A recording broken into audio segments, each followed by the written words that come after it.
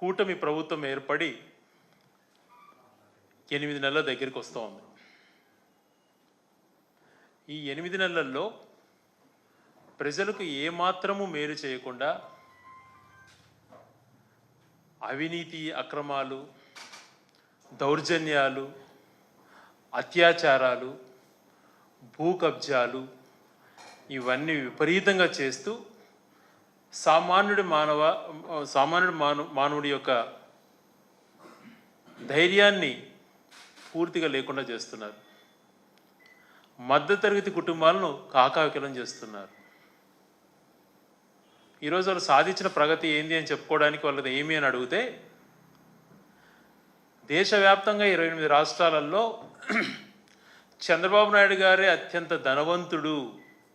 28 రాష్ట్రాల ముఖ్యమంత్రులు అందరి ఆస్తులు కలిపితే 1600 కోట్లుంటే ఒక చంద్రబాబు నాయుడు గారిదే 931 కోటి పైగా. ఒక చంద్రబాబు నాయుడు గారిదే అంటే దాదాపుగా 28 మంది ముఖ్యమంత్రులలో ఒక ఆంధ్రప్రదేశ్ ముఖ్యమంత్రి చంద్రబాబు నాయుడు గారికే 65% దాదాపుగా ఆయన ఆస్తులు ఆయనకి ఎక్కువగా ఉన్నట్టుగా కనపడుతోంది.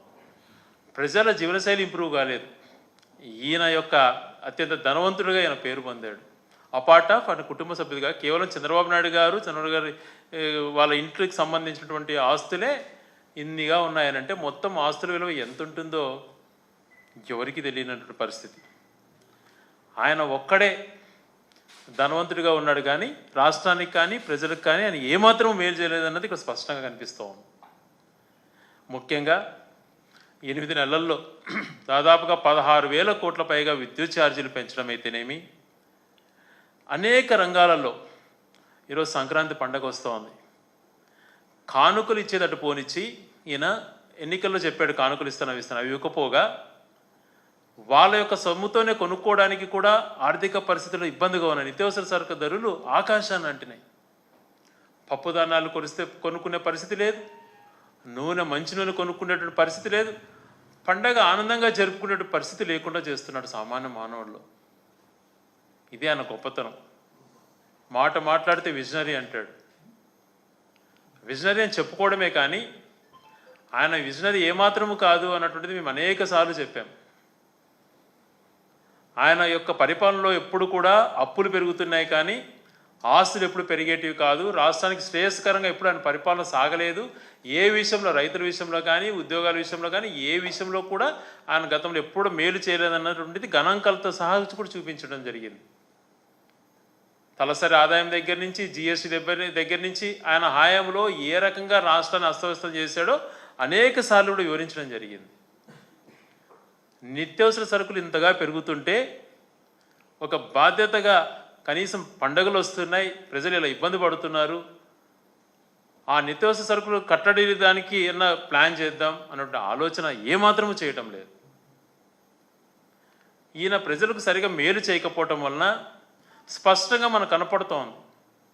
జిఎస్టీ గతంలో గత సంవత్సరం తీసుకుంటే ఎంతుంది, ఇప్పుడు ఎంతుంది అని చూస్తే దేశంలో ప్రతి రాష్ట్రంలో గణనీయంగా పెరిగినట్టు కనిపిస్తే మన రాష్ట్రంలో దాదాపుగా 10% పైగా జిఎస్టీస్ తగ్గినాయి వసూళ్ళు అని అంటే ఇతని ఏ రకంగా డబ్బులు రొటేట్ అవుతున్నాయన్నటువంటిది కూడా స్పష్టంగా అవుతోంది.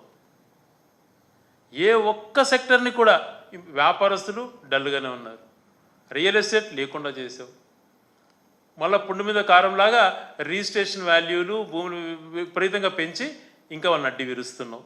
అన్నీ పెంచడమే. పూర్తిగా అసమర్థత, అత్యంత దయనీయమైనటువంటి పరిస్థితులలో నిజాయితీ లేకుండా వ్యవహరించడం, మేనిఫెస్టోకి అర్థం లేకుండా చేసావు. గతంలో అనేకసార్లు చెప్పాం చంద్రబాబు నాయుడు గారు ఇలా చేస్తారు అని చెప్తే కూడా ప్రజలు ఏదో నేను మారాను అని పదే చెప్పడంతో ఏదో మార్పు ఏమైనా కనపడుతుందేమో అని చెప్పి పాపం ప్రజలు నమ్మి మోసపోయారు. మరి ఈ 8 నెలల్లోనే నిజంగా జగన్మోహన్ రెడ్డి గారు ముఖ్యమంత్రి అయినంటే ప్రజల యొక్క దీవెనలతో ఏప్రిల్లో ఎలక్షన్స్, దాదాపుగా మనకు మేలో ఎలక్షన్స్ జరిగినాయి. ఎలక్షన్ కోడ్ మనకు మార్చిలో వచ్చింది. ఏప్రిల్లో నిలబడిపోయినటువంటి వసతి దీవెన కానీ డాక్రా రుణానికి లేనటువంటి వడ్డీ రుణాలు పడిపోయేటివి. మే నెలలో వచ్చేటువంటి విద్యా దీవెన, ఉచిత పంటల బీమా, రైతు భరోసా, మత్స్యకార భరోసా, డీజిల్ సబ్సిడీ, ఇవన్నీ కూడా మత్స్యకారులకు ఇచ్చేటువంటి డీజిల్ సబ్సిడీ ఇవన్నీ కూడా వచ్చేటివి. జూన్లోనే స్కూల్స్ తెరిచిన టైంలోనే అమ్మఒడి పడిపోయింది.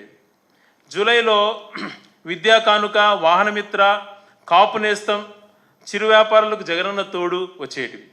ఆగస్టులో మళ్ళీ 2వ విడత విద్యా దీవెన, నేతనలకు నేతన హస్తం వచ్చేటువంటిది. సెప్టెంబర్లో వైఎస్ఆర్ చేయూత ప్రతి మహిళకు దాదాపు 18,000 రూపాయలు ఇవ్వడానికి వచ్చి ఉండేది. అక్టోబర్లో రైతు భరోసా 2వ విడత వచ్చి ఉండేది.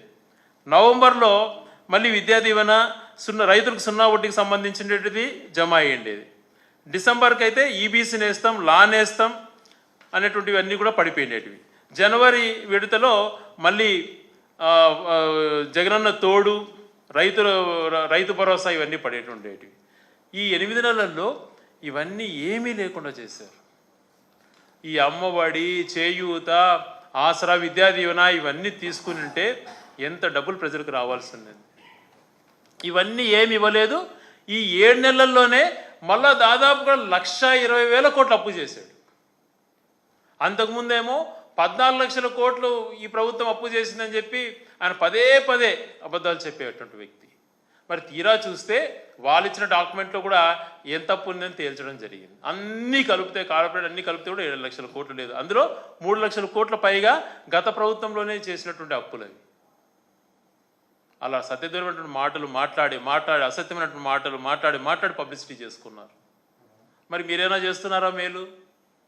ఈ 7 నెలల కాలంలోనే 1,20,000 కోట్లు అప్పు చేశారు. ఏ స్కీమ్స్ ఇవ్వలేదు. ఎక్కడికి పోతుంది డబ్బు అంతా? ఏం చేస్తున్నారు?